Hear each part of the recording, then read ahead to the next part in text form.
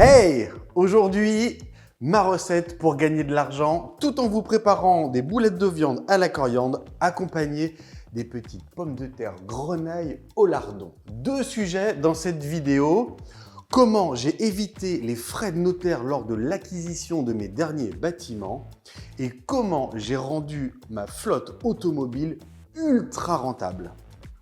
Deux réponses à ça. J'ai acheté une SCI et non un bâtiment et j'ai créé une entreprise de location de véhicules en interne pour me louer mes propres véhicules.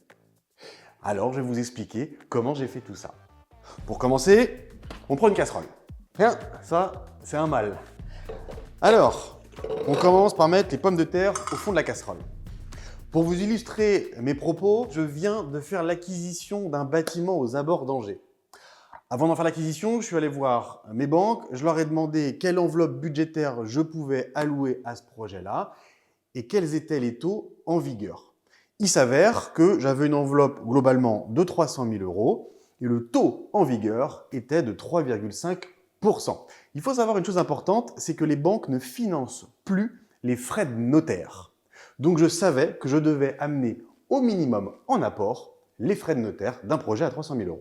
On incorpore les lardons avec la grenaille. Il faut savoir que la plupart du temps, les bâtiments sont détenus par des SCI et non par des particuliers et qu'il y a très souvent un crédit en cours. À ça, deux avantages. Lorsque vous rachetez une SCI détentrice d'un bâtiment, vous rachetez une société. Vous n'avez donc pas de frais de notaire sur le bâtiment. Vous n'avez que les frais de transaction d'une société. Pour le volet crédit, il faut savoir quand est-ce que le crédit a été contracté et à quel taux par rapport au taux en vigueur. Vous pouvez donc soit rembourser le reste du crédit et faire un crédit global au taux en vigueur, ou alors reprendre le crédit à votre nom si le taux est hyper intéressant. On incorpore des oignons rouges et un petit peu d'échalotes. Mon fameux bâtiment sur Angers, lors de la visite, je me rends compte de deux choses primordiales. C'est une SCI et le crédit vient d'être souscrit il y a à peine un an au taux de 0,98%. L'aubaine pour moi, ça veut dire que bien évidemment, je ne vais pas arracher le bâtiment, mais je vais acheter la société, la SCI détentrice, et je vais reprendre le crédit en cours qui est d'un montant de 250 000 €, encore une fois à 0,98 sur une enveloppe globale de 300 000 €. Il ne me reste plus qu'à faire un tout petit crédit de 50 000 € à un taux de 3,5%, taux en vigueur, et de récupérer le crédit à 0,98.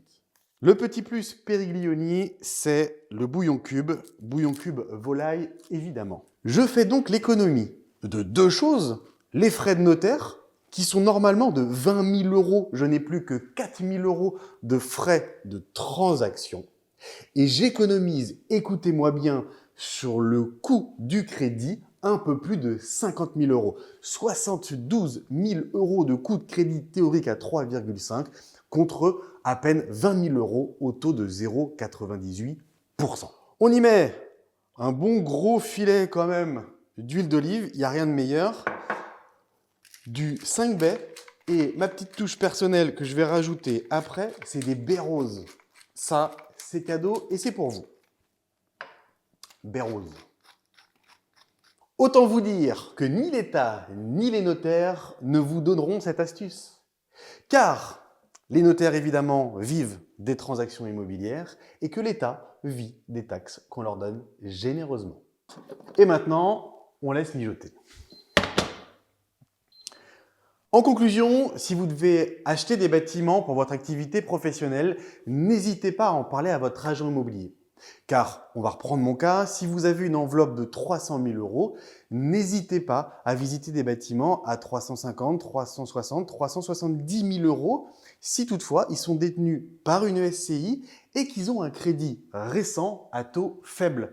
Ça peut vous permettre d'acheter un bâtiment plus cher pour le même coût.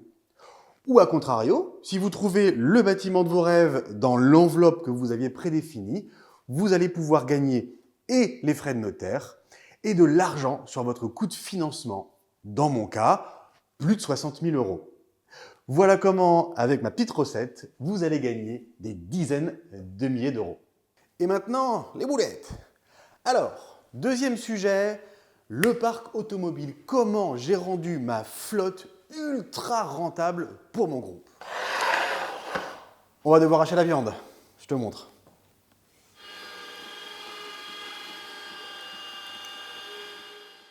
Comment j'ai rendu mon parc automobile rentable? En fait, j'ai fait un bilan il y a à peu près un an. J'ai une trentaine de véhicules à renouveler. Mon parc a à peu près 5 ans et il est réparti sur différentes entreprises. Renault West Nantes, Renault West Vendée, futurement Renault West Anjou et mes franchisés. Du coup, il va falloir absolument que je rachète globalement 1 million d'euros de voitures et ça me donne 300 000 euros de voitures à vendre. Encore une fois répartis sur plusieurs entités. C'est donc à ce moment-là qu'on met les oignons ainsi que les échalotes et la coriandre.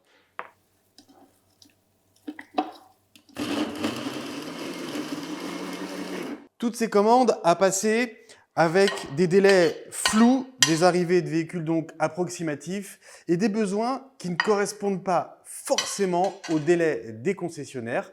Et ça m'empêche aussi de livrer les véhicules dans les bonnes entreprises au bon moment.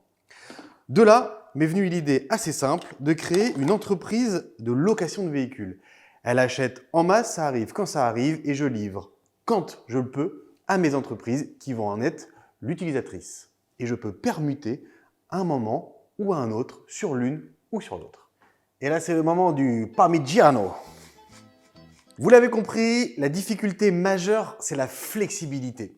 Si chaque entreprise achète ou loue chacun de ces véhicules, il ne l'a pas au moment adéquat.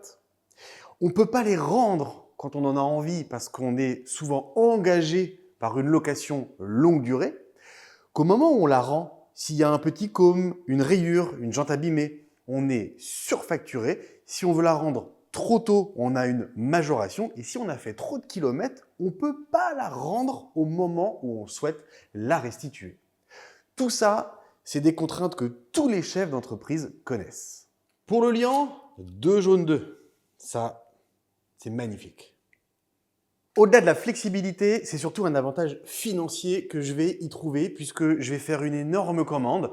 Là, j'ai acheté des gros camions 20 mètres cubes, des plus petites fourgonnettes.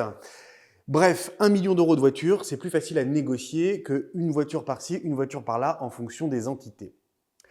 Au-delà de l'achat, à la revente, je ne vais pas les restituer à un loueur qui n'est pas moi, je vais pouvoir les revendre ou tout du moins arrêter les leasings que j'ai fait en interne. Je vous explique.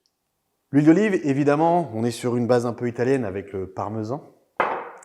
Toujours mes baies roses et un petit peu de 5 baies, ça c'est pour rehausser le goût. Je fais un focus sur la rentabilité. Il faut savoir qu'un véhicule, globalement, on l'amortit sur 5 ans. Au bout de ces 5 années, il a une valeur résiduelle. On prend un exemple très simple, on l'a acheté 20 000 euros, il en vaut encore 5. Si on le vend 5 alors qu'il a été amorti, c'est un résultat exceptionnel, donc on va payer des impôts dessus. L'entreprise fait un peu de résultat, on va payer globalement 30% d'impôts sur les 5 000 euros de la vente. En clair, on va y laisser à peu près 1 500 euros d'impôts. Ça, c'est un schéma classique. Dans le cadre d'une restitution à une boîte de location, j'arrête le contrat. J'ai été chargé un peu plus parce qu'on a majoré les loyers de la rentabilité qu'on a reporté sur l'entreprise de location. Et maintenant, on va rouler les boulettes dans la chapelure.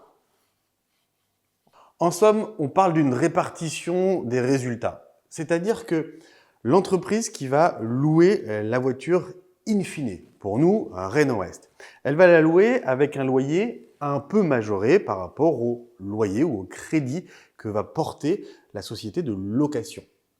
À l'issue de ça, au lieu de la restituer à un loueur, je la restitue quand je veux. Et ça, c'est très important, puisque si j'ai fait un mauvais choix, typiquement, moi, j'ai acheté des hybrides qui ne me correspondent pas. Au bout de la première année, je vais devoir m'en séparer pour racheter autre chose. Un loueur indépendant ne me le permettrait pas. D'autant plus qu'avec cette histoire d'hybridation, d'électricité, on n'est pas à l'abri qu'à ce qu'une réglementation change. Si je me suis engagé sur un véhicule électrique ou hybride pendant 3 ans, je suis un peu pieds et poings liés avec ça.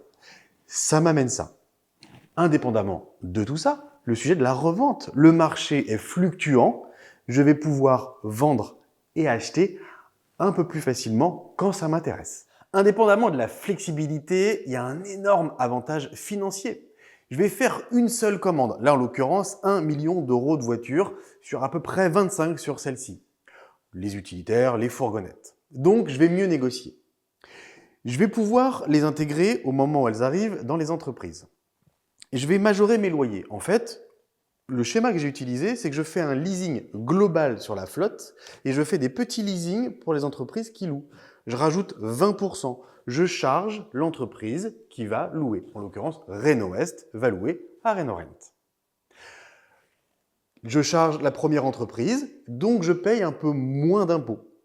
Je vais en plus avoir une flexibilité de loyer. Si j'ai des moments difficiles, Reno-Rent peut m'accorder 2 mois de gratuité ou 3 mois de gratuité au besoin.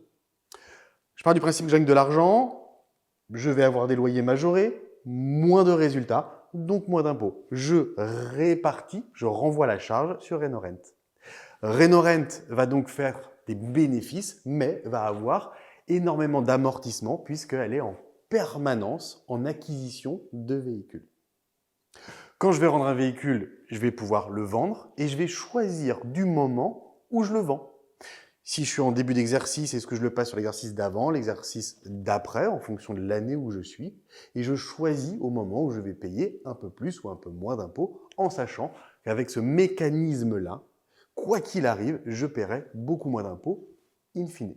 Si je dois bouger des voitures d'entreprise, en fin de compte, tout simplement, je la prends sur Reno-West Vendée et je la rebascule sur Reno-West Nantes parce que j'en ai besoin.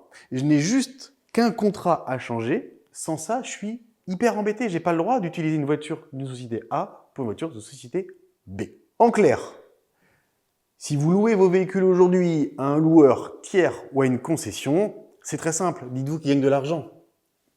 Moi, tout simplement, j'ai l'un, j'ai l'autre. Lui paye un peu moins d'impôts et l'entreprise de location gagne tout l'argent qu'un loueur gagnerait à ma place. Et c'est gagnant, gagnant. On arrive au moment de la cuisson. Un gros lit de beurre et on met les belles boulettes.